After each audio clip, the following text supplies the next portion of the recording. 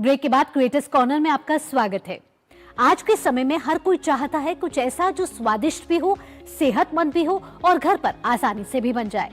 लेकिन जब बात ब्रेड की आती है तो अक्सर स्वाद और सेहत के बीच हम किसी एक को चुनना पड़ता है। आज इस सोच को बदलने जा रही है अश्विनी जैन। इस वीडियो से वो हमें सिखा रही हैं कि कैसे व्हीट और रागी ब्रेड यानी 100% होल व्हीट ब्रेड कैसे बनती है।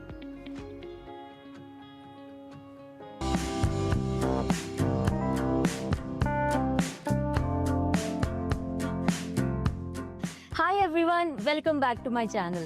The breads we usually buy from the market may not be as healthy as we think. इसलिए आज हम बना रहे हैं wheat and ragi bread, which is very nutritious, wholesome and high in fiber. कुछ टाइम पहले जब Instagram पर मैंने इस ब्रेड की रेसिपी को शेयर किया, तो काफी लोगों की क्वेरीज मेरे पास आई.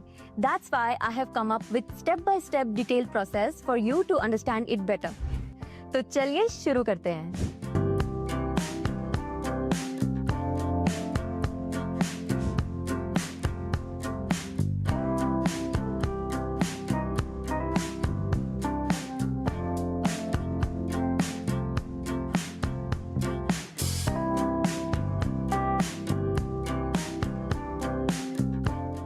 इसके लिए सबसे पहले मैं एक बोल में ऐड कर रही हूँ warm water, milk and honey. तो इस रेसिपी में होल व्हीट फ्लावर हम दो पार्ट्स में ऐड करेंगे. First part has to be added at this stage.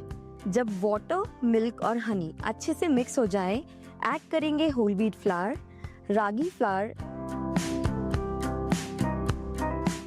And active dry yeast. Now mix until there are no flour pockets. इस mixture को cover करके किसी वार्म प्लेस पर रख देंगे. अप्रोक्सीमेटली 40 to 45 मिनट्स में ये डबल हो जाएगा. तो ब्रेड बनाने के लिए कुछ बहुत इंपॉर्टेंट पॉइंट्स हमें याद रखने चाहिए. पहला, water should not be hot, it should be warm, otherwise yeast will die and the mixture will not become frothy.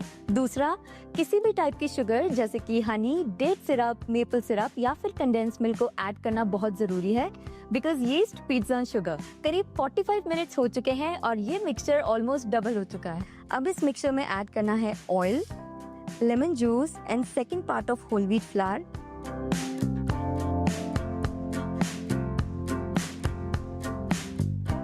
Along with some salt. Lemon juice को ऐड करने का रीजन ये है कि वो होल व्हीट ब्रेड को और भी ज्यादा फ्लफी और सॉफ्ट टेक्सचर अचीव करने में हेल्प करता है. तो make sure you do not avoid lemon juice. Now combine all the ingredients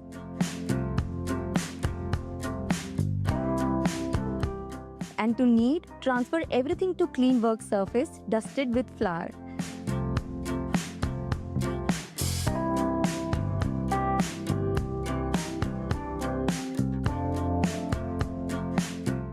Start kneading it using heel of your palm until the dough becomes smooth.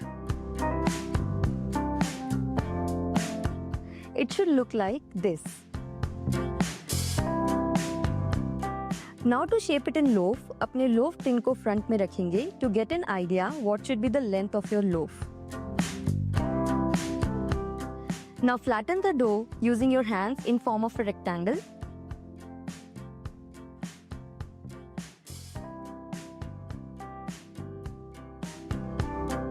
And start pushing the edges away from you.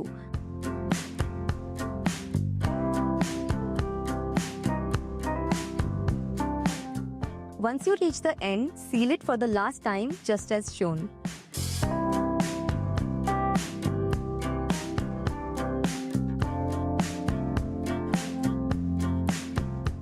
अब इस loaf को transfer करेंगे एक baking tin में और फिर से rest करने देंगे at a warm place for 30 to 35 minutes.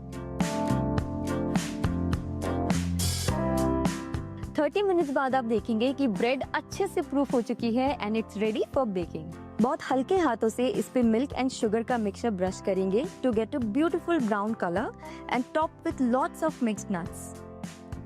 Bake करेंगे प्री हीटेड ओवन में at 180 degrees for 30 to 35 minutes.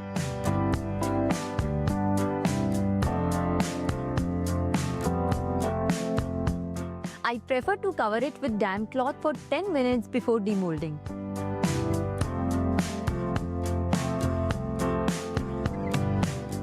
Once the bread has come to room temperature, it's ready to cut into slices.